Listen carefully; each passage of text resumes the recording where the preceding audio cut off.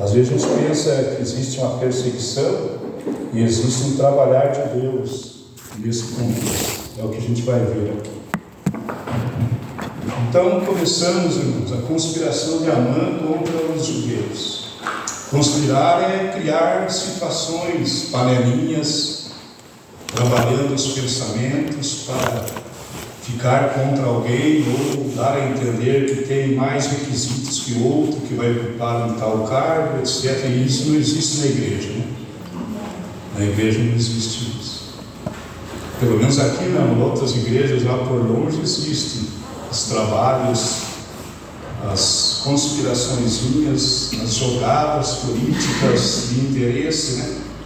Embora Deus tenha os planos dele. Qual era o grande problema em relação a Mardoqueu? Amã, como qualquer um que seja narcisista, ele gosta de ser adorado, aplaudido, respeitado, custe o que custar. Pode notar que às vezes estraga-se um obreiro. Às vezes uma pessoa está adentrando, é auxiliar, e por imprudência coloca-se ele num cargo a maior que ele não está preparado. E às vezes entra no coração dele e estraga o obreiro, estraga a pessoa, porque ele se enche de orgulho, ele não está ainda devidamente preparado pelo Espírito Santo e ele acaba por extrapolar. Então, irmãos, Amã, como foi colocado como o segundo no reino, ele se encheu de orgulho, ele queria ser adorado, admirado, aplaudido, ter todas as atenções. Nós temos que nos cuidar com isso. Às vezes, inconscientemente, a gente quer ser o alvo das atenções, e com isso nós estamos fora dos planos divinos. Mardoqueu, como vimos aqui na leitura bíblica em classe, está claro que é uma conspiração ali. Mardoqueu não se prostrava diante de Amã, na introdução. Por que ele não se prostrava? Os judeus, de acordo com um certo zelo que eles tinham pela pessoa de Deus, eles não honravam pessoa alguma a não ser o seu próprio Deus. Nós deveríamos até seguir o exemplo dos judeus e não honrar tanto a homens como nós honramos. Damos muito crédito às vezes a pessoas que não falam em nome de Deus, e aí Deus não cumpre com a sua promessa porque não é Ele que está falando. Então, meus irmãos, os judeus tinham essa característica, eram odiados inclusive por todas as nações onde eles estavam espalhados, justamente porque eles não honravam, pelo menos aqueles que se mantinham zelosos, não honravam outra pessoa senão Deus.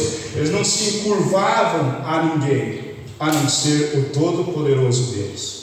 Inclusive, irmãos, eu queria chamar a atenção para a palavra honrar, que quando Satanás tentou Jesus, disse: tudo isso te darei se prostrado me adorares. Quero que os irmãos prestem atenção na palavra adorar, que não significa na verdade prestar culto, mas honrar, obedecer às suas sugestões.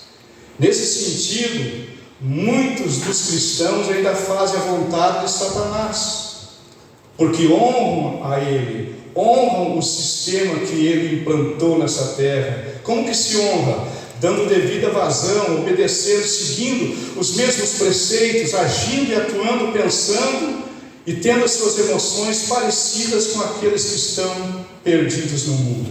Então adorar nem sempre é adorar, mas honrar. O que o Satanás queria que Jesus se sujeitasse às insinuações dele e obedecesse a ele, se curvasse à sua vontade. É o que Jesus se recusou. Então disse Jesus: vai-te, Satanás, porque está escrito: ao Senhor teu Deus adorarás e só a Ele servirás, honrarás só teu Deus. Colocamos ali uma gravura mostrando os três jovens diante da estátua que Nabucodonosor colocou para ser adorada, que eles permaneceram de pé, eles não se curvaram, enquanto todos honraram a autoridade maior do reino, na Babilônia, Ananias, Misael e Azarias permaneceram incólumes, intocáveis, firmados naquilo que eles acreditavam ser a vontade de Deus. Tudo bem, irmãos? Não nos dobremos a nada a não ser ao nosso Deus Todo-Poderoso. Por que o povo estava cativo na Pérsia? Nós olhamos para os textos, nós poetizamos muito, nós romanceamos muito a Bíblia, nós não olhamos para ela com os olhos do Espírito de Deus, buscando a real interpretação. Nós ficamos tristes com a situação dos judeus na Pérsia, mas foram eles os causadores disso. Estavam num processo de cura da parte de Deus. Observe, o reino do norte, por causa da desobediência, que daqui a pouco a gente mostra, por causa da desobediência, é que eles foram cativos. Primeiro os assírios em 722 foram dispersos pela Assíria, levados cativos, e esta nação, esses povos que formavam o reino do norte, as 10 tribos, como nação, como tribo, eles jamais voltaram à terra prometida. Voltaram em casas isolados, pessoas isoladas, algumas famílias.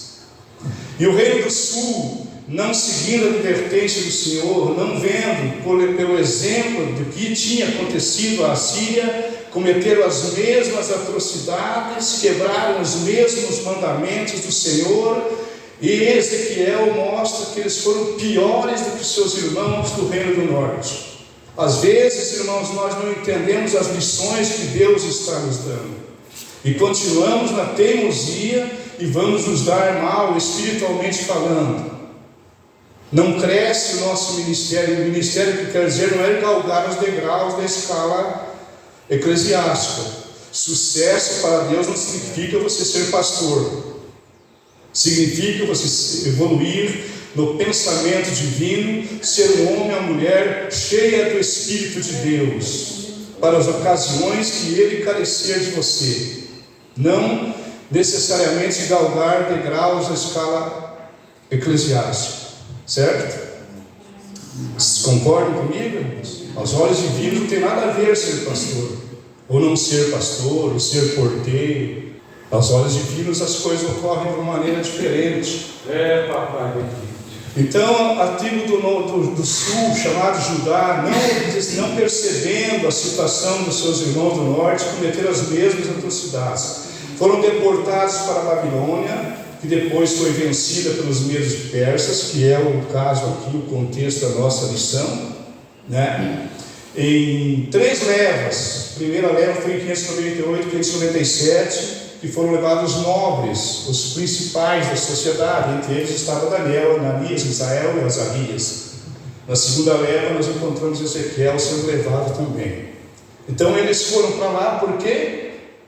Porque Satanás fez isso com eles?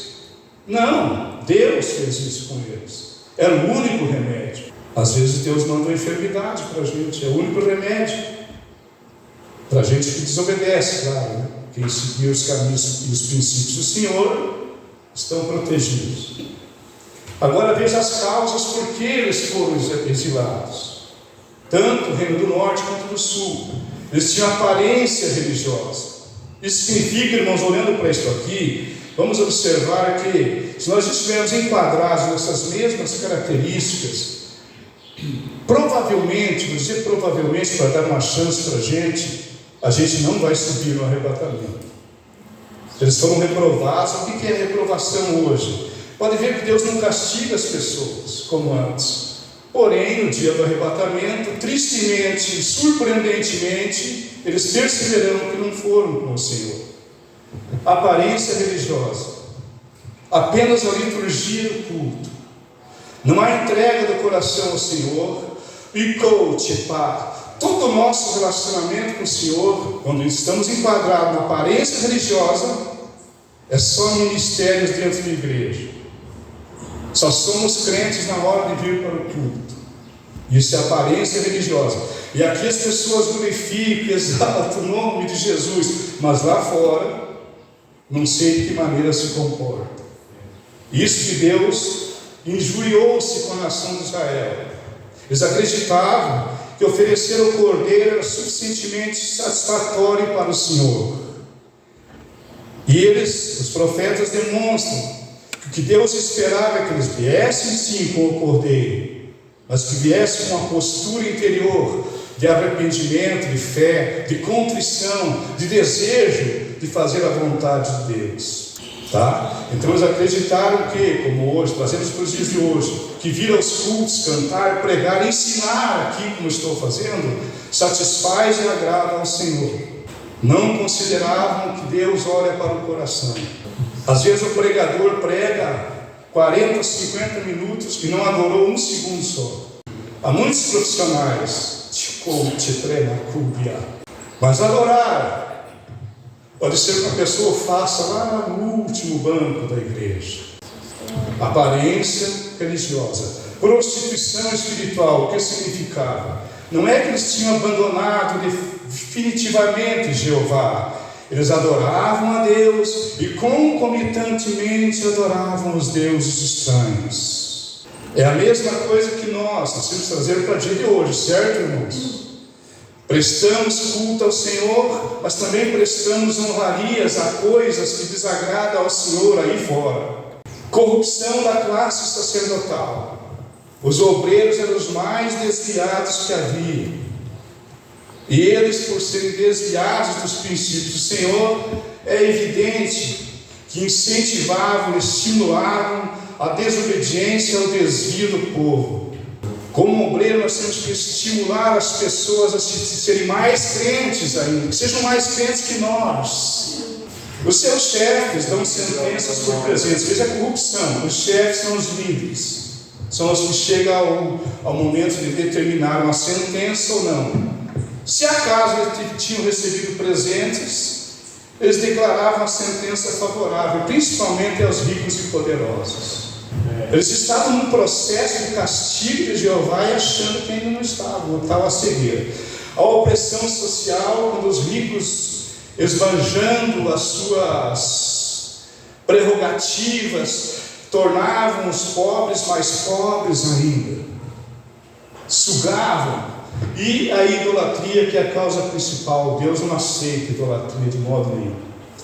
Porque o povo de judeu é perseguido? Pela mesma razão, porque é protegido pela providência divina, porque era a nação escolhida para trazer o Messias à terra desde os primórdios.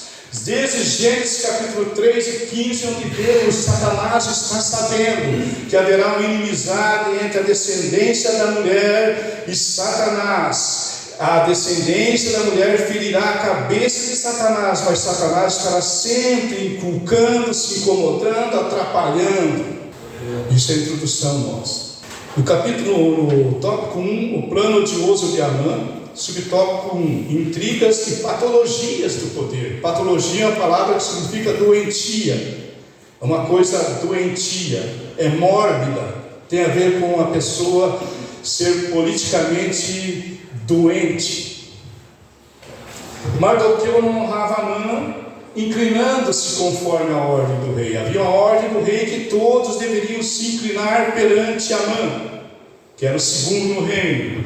Mas Mardoqueu, zeloso pelo nome de Jeová, não se dobrava. Enquanto todos honravam Naamã pelas ruas, inclinando-se, hoje modernamente dizemos, estendendo um tapete vermelho para ele passar, Mardoqueu permanecia zeloso pelo seu Senhor e nem sequer dava razão para o que estava vendo.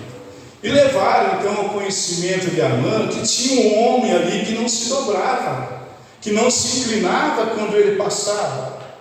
E eles mesmos perguntaram a Mardoqueu: por que você não se dobra, não se inclina quando passa o grandioso Amã?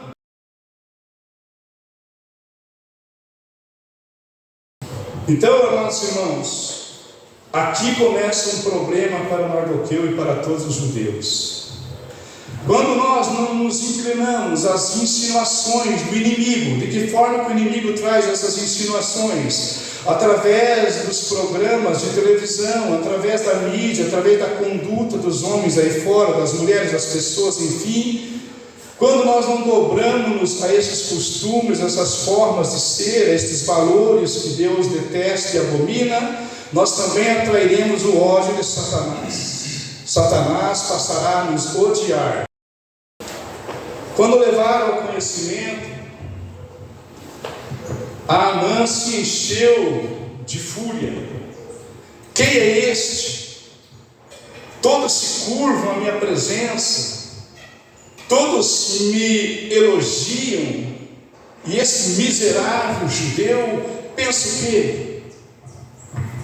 Intrigas e invejas costumam reinar em todo tipo de grupo social, porque ainda sois carnais. Havia na igreja de Corinto uma intriga, um trabalhar de obreiros contra obreiros, um puxar de tapetes para derrubar pessoas de cargos, digamos, invejas, cobiças, enfim, coisas que nunca deveriam estar no coração de quem realmente é convertido, quem é nascido de novo.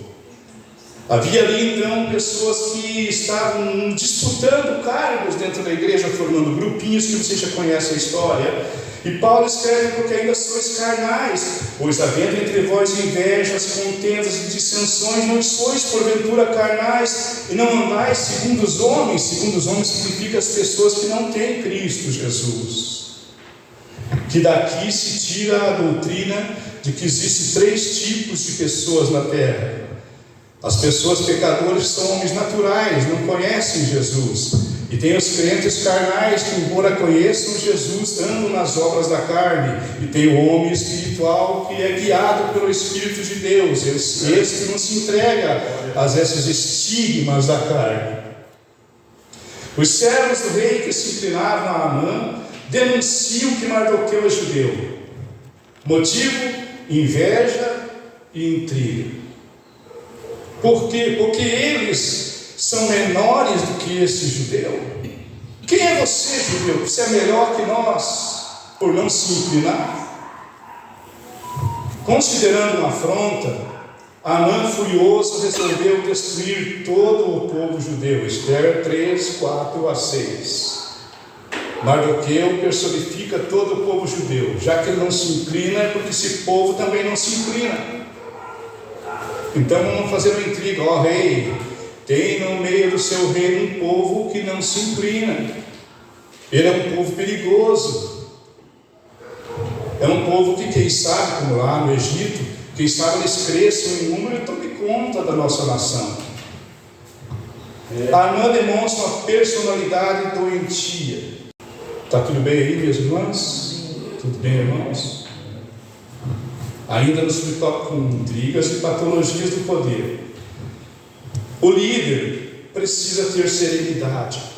Não só o pastor da igreja, como o líder de departamento, como obreiro, tem que ter serenidade para momentos em que serão questionadas as suas prerrogativas de ser obreiro, ou quando se alguém vem aparentemente com motivos razoáveis falar de outro irmão, de outra irmã. Apacentai o rebanho de Deus que está entre vós, tendo cuidado dele, não por força, mas voluntariamente. Aceitou ser obreiro? Tu não tens salário, tu é voluntário. Você tem que ter cuidado com aquilo que está fazendo, porque você não está mexendo com números, está trabalhando com almas, com pessoas humanas, seres que têm sentimentos, pensamentos próprios. Nem por torpe ganância, para arrecadar seus fundos, para ganhar dinheiro, mas de ânimo pronto, a alma sempre pronta a servir, o coração, o espírito no povo.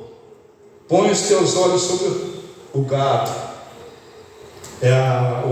O conselho ao pastor, aos obreiros. Não como tendo domínio. Há pessoas que pensam que o fato de ser líder lhes dá o direito de exigir, como um déspota, exigir arbitrariamente obediência. E não é por aí. Liderança real e legítima hoje se conquista por adquirir a confiança dos liderados. Os liderados começam a sentir confiança no líder, fortaleza, braços que vão sustentá-los, e não pessoas que querem impor a sua vontade, porque isso demonstra uma personalidade doentia. Está sob o comando e inspiração de um espírito maligno chamado domínio. Não ter domínio sobre a herança de Deus, mas servindo de exemplo. E aí, voltando, esse tópico que a gente colocou esse versículo, voltando a Amã, o abuso do poder leva à queda. Provérbios 16:18. A soberba precede a ruína, e a altivez do espírito precede a queda. Veja, irmãos, o que eu quero dizer. No contexto de igreja hoje, eu estou falando no geral, Brasil e mundo, há muitos líderes que nunca saem do comando. Deus nunca tira eles, mas ele não anda nos caminhos do Senhor mais. Mas Deus não tira. E existem até denominações aí que mais atrapalham a obra de Deus do que beneficiam, mas estão lá, cada vez mais ricos e mais com templos mais suntuosos, certo? Aonde está o castigo de Deus? O castigo de Deus é arrebatamento, meus irmãozinhos. No arrebatamento, os salvos serão, e os que não são, por mais que pareçam ser, e a ficarão aqui destinados à destruição. O que importa é sermos crentes. Não importa o que aconteça com a gente. Abuso de poder leva a dentro de igrejas a abuso de poder. A soberba procede a ruína, e vamos em frente então. A extensão do plano, subtópico 2.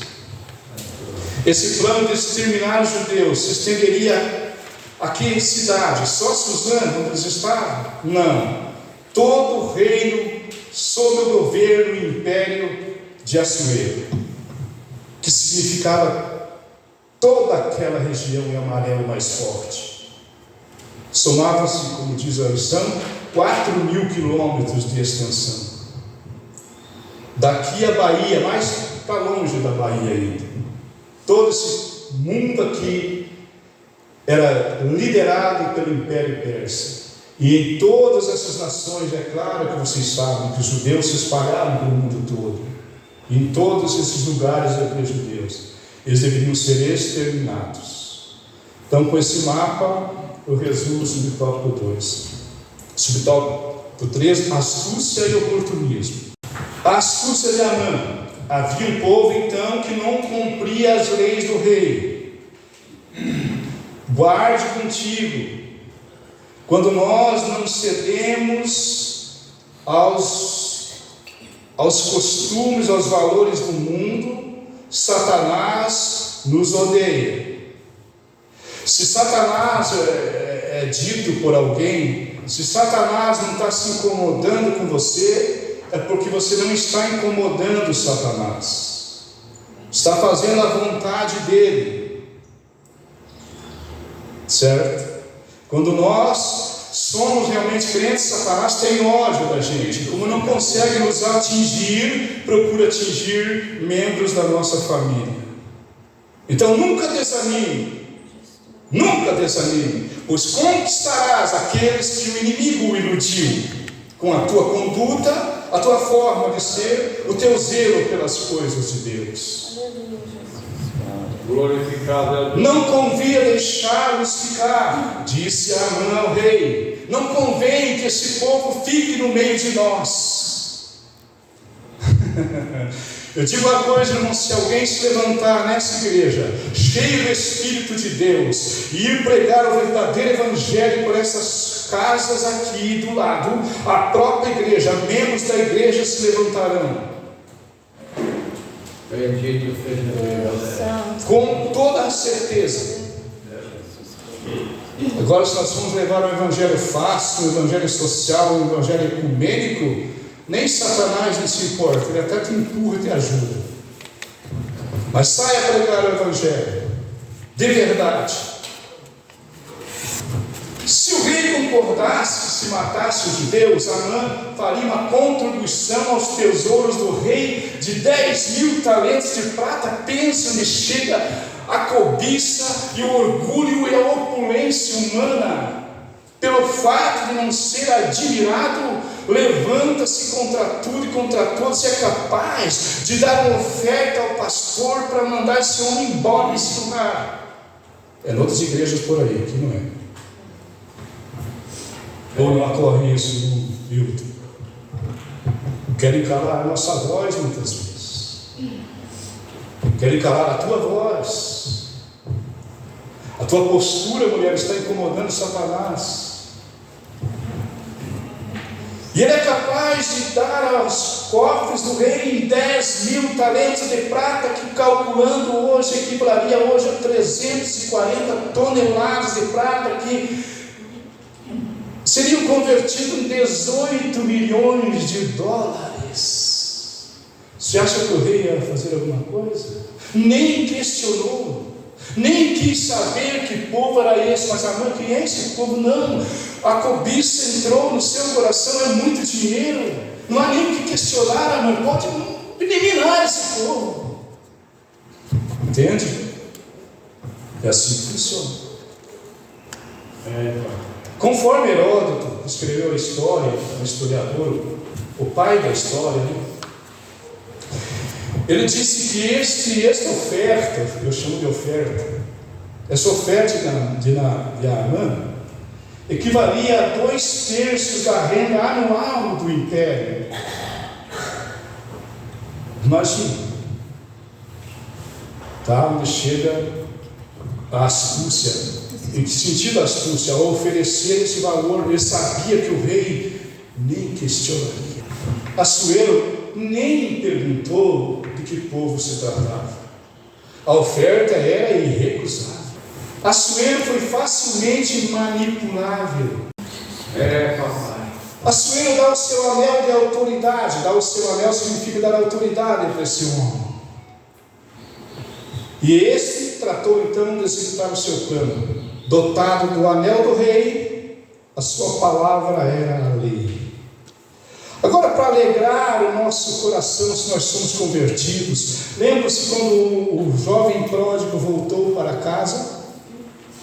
Dentre as coisas que ele recebe um anel. Onde um anel? Significa, irmãos, que aquele que está em Cristo Jesus, ele tem autoridade. A mesma autoridade do rei, a mesma autoridade de Deus Todo-Poderoso, o Rei do Universo, está nas tuas mãos, querida irmã e querido irmão. Acontece que você não entende que tem que usar essa autoridade. Tome posse dessa autoridade hoje para expulsar, não é para enriquecer, para expulsar demônio, curar enfermos e ser representante do Rei de Jeová nesta terra. Foi dada autoridade. Comece a tomar posse dessa autoridade. Comece a encontrar meios pelos quais possa usar essa autoridade em favor da tua família, meu irmão e minha irmã. Não aceite a destruição. Não aceite absolutamente nada a não ser aquilo que Deus propõe para ti. Tome como autoridade de Deus na sua vida nesta manhã, por favor. Aí sempre tem o conselho em cada subtópico. O líder. Liderar requer prudência, sabedoria. Mas você pode perguntar, mas eu não sou líder de nada, eu não lidero nada, nunca serei líder de nada. Como eu, inclusive. Mas você é líder da tua casa. Você pode ser um líder espiritual lá no Recife, no teu trabalho. As pessoas podem olhar para você com uma esperança para as suas vidas. Então requer do líder prudência. Eu falo, faz um favor para mim, traz uma aguinha. Deixa eu lá pegar a coxa que eu vou lá. Liderar requer prudência, sabedoria para identificar desavenças pessoais daquele que te convidou para almoçar na casa dele. Sabedoria para identificar o motivo pelo qual ele está tentando se aproximar de você. Principalmente quando dirige igreja, né, irmão? Quando dirige departamento, faz a politicazinha com o pastor, com o obreiro ali, para ele chamar a gente para pregar. Parece que pregar é o auge da vida cristã. E tem pastores que pensam assim, irmão Vanderlei. E o dia que se jubilam, desgraçadamente caem em depressão. Não pregam mais, porque considerou que ser crente é pregar a palavra de Deus. Então, o líder tem que ter prudência e sabedoria para identificar as desavenças pessoais disfarçadas de motivações aparentemente nobres. Entenderam, irmãos? É o que Amã fez. Aos ouvidos do rei, parecia que aquela decisão de Amã era realmente uma coisa nobre, elogiável a um povo que vai te atrapalhar, ó rei, e convém eliminá-los. Obrigado, pastor. Eu respondo a sua pergunta, pastor, dizendo que não cabe só ao pastor perceber que faltou membros na ceia, mas que a todos nós cabe a responsabilidade de perceber e agir e atuar para o bem da igreja de Cristo. Se todos se preocupassem, as coisas seriam totalmente diferentes. Não é só o pastor que cabe isso, a cada um de nós. Mas se nós estivermos na autoridade do céu, nenhuma argumentação vai nascer e brotar do coração de ninguém. Nós estamos acostumados a só ser crente na igreja. Eu vou até me vigiar e vou para a aula de novo. Mas convém à liderança identificar essas disfarçadas motivações que parecem serem nobres, através de convites. Aqui já falei sobre o churrasco, então vamos parar de falar disso. Mas quando era a ordem do Senhor para as lideranças que não aceitassem presentes, o presente recebido seria um objeto de obstaculização da graça de Deus para administrar a correção. Entende o que quer dizer? O pavor da violência. Quando Mardoqueu soube desta conspiração, e que todos os judeus, veja bem o que ele disse, irmãos, olhem o que eu disse. Se não quiserem seguir, o problema é de vocês. Mas não compete só ao pastor perceber que faltou alguém. Então veja, tudo entendido até aqui. Quando, como humano que era, Mardoqueu começou a entrar em depressão.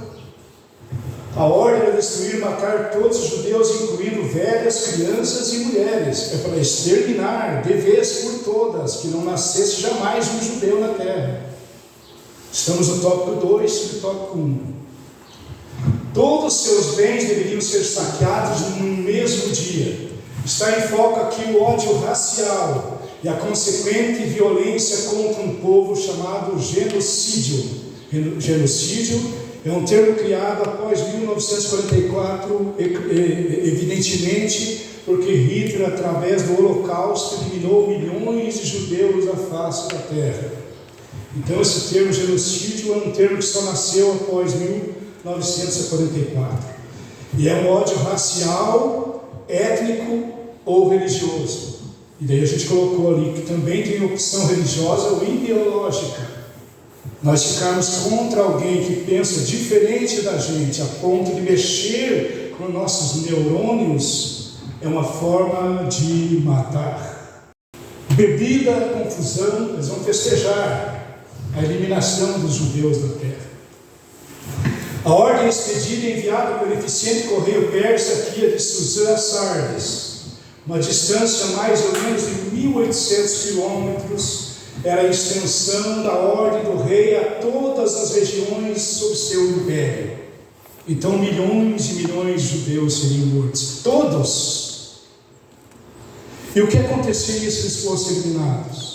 Jesus. Aí eu não sei o que Deus iria fazer, porque nós precisaríamos de um Salvador. Mas estava estipulado que seria daquela nação. Por isso que Deus fez, como digo aqui às vezes, muita vista grossa para pecados dos judeus. Hoje Ele não faz.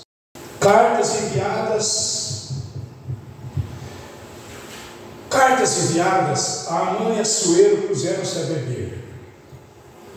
Mardoqueu entrou em desânimo e profundo e afligiu a sua alma. Afligir a alma é um termo hebraico para jejuar. Por isso nós tínhamos que dar uma olhadinha na nossa prática de jejum, se ela está certa ou errada. Que o jejum tem a ver com tristeza, com angústia, com sofrimento, com morte. Para entendermos que jejum nenhum vai dar poder a ninguém, que muita gente acredita que fizer jejum vai ter poder de Deus na sua vida. O jejum é apenas uma forma de rejeitar um pouco os apetites da carne.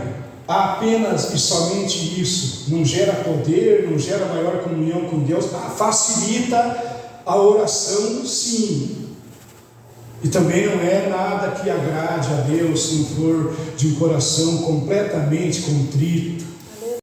Mardoqueu passou a afligir a sua alma. De que forma os judeus faziam isso? Eles rasgavam as suas vestes, vestiam-se de rústicos panos de saco, cobriam sua cabeça de cinza, baixavam sua fronte e ali choravam. É por isso que o salmista escreve: pois tenho comido cinza como pão, porque a cabeça curvada, no momento que ele fosse comer pão, resíduos das cinzas caíam nos pães e ele comia junto, sem perceber, e ele sentia o gosto da cinza na boca. Misturada com lágrimas a minha bebida, é evidente, está chorando, vai tomar uma água, cai lágrimas no copo de água. É por isso que o salmista diz isso. É a profunda tristeza e a angústia.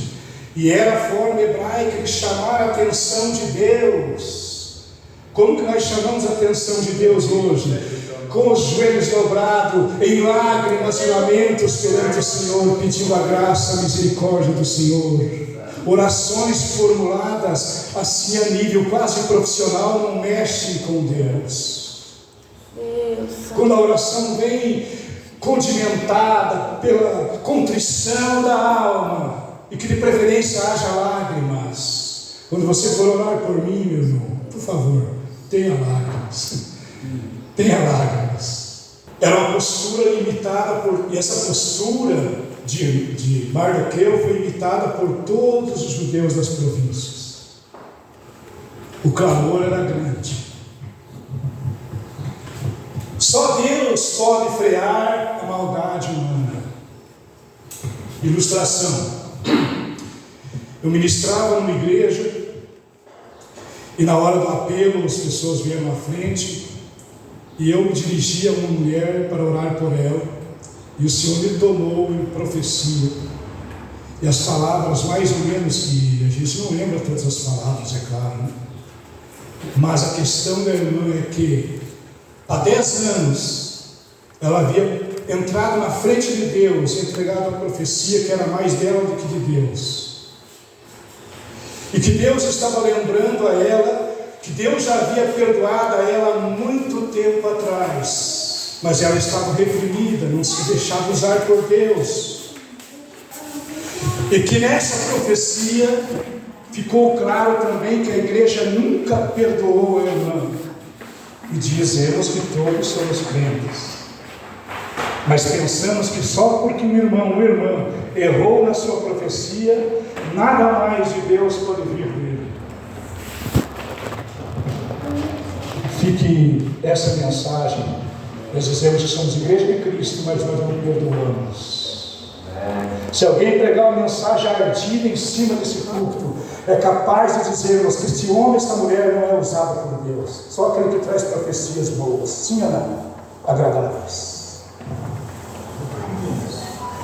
Mas lá diante de Deus, quem está na sua presença?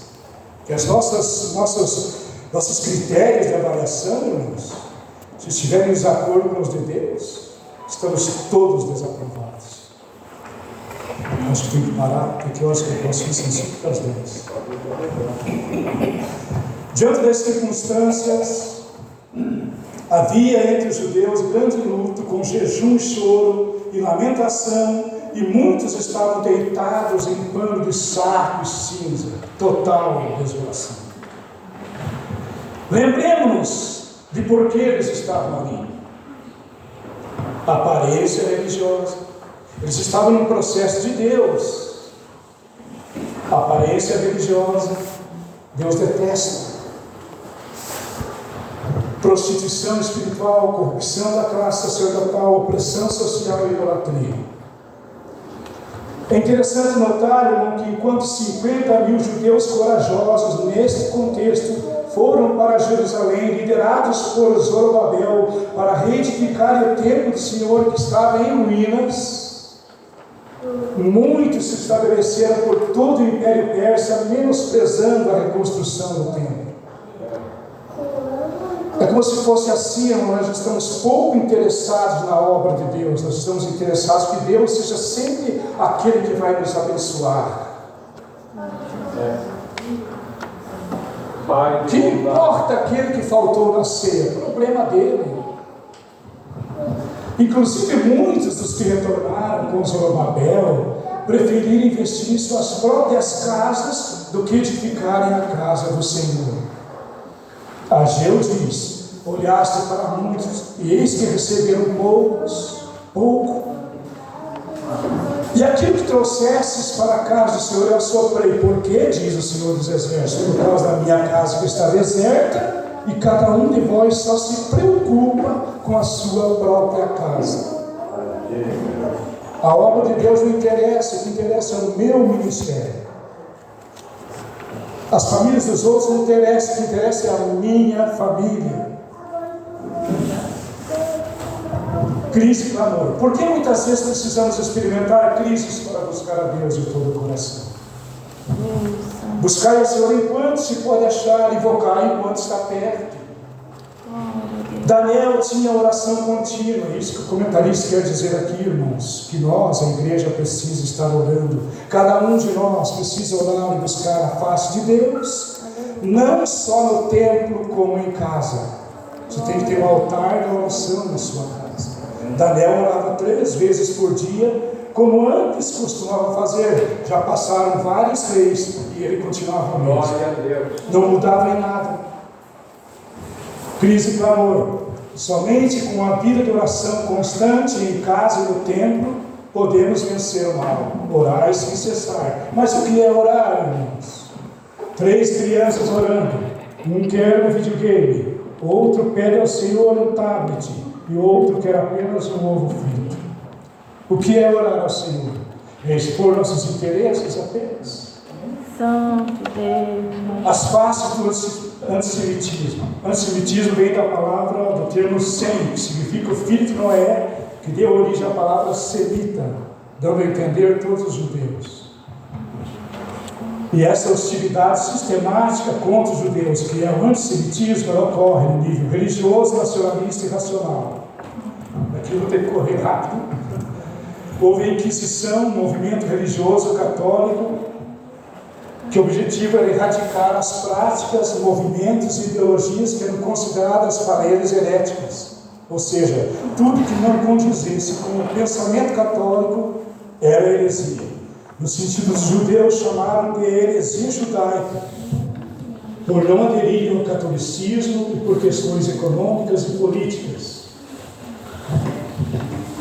A nível religioso, o confinamento de judeus em guetos não começou com Hitler no século XX, mas com o Papa Paulo IV em 1555, ou seja, isolava os judeus em um bairro chamado gueto, bairro estritamente judeu, e eles que se virassem para ali.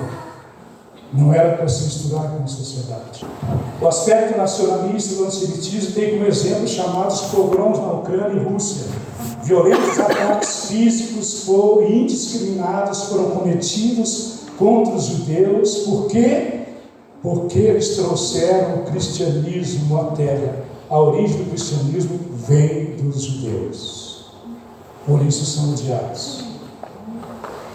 Durante a Segunda Guerra Mundial, Hitler promoveu o antissemitismo racial. O Holocausto, o termo que foi criado para designar o extermínio de 6 milhões de judeus em toda a Europa. O antissemitismo hoje, eu vou deixar para lá porque não dá tempo, e nem consigo ler. Conclusão: a despeito dos pecados dos judeus, Deus tem um plano de restauração de Israel quando ele, arrependido, aceitar o Messias. Assim todo Israel será salvo, mas para isso toda uma história ainda vai ter que continuar. Muito obrigado, Deus abençoe os irmãos.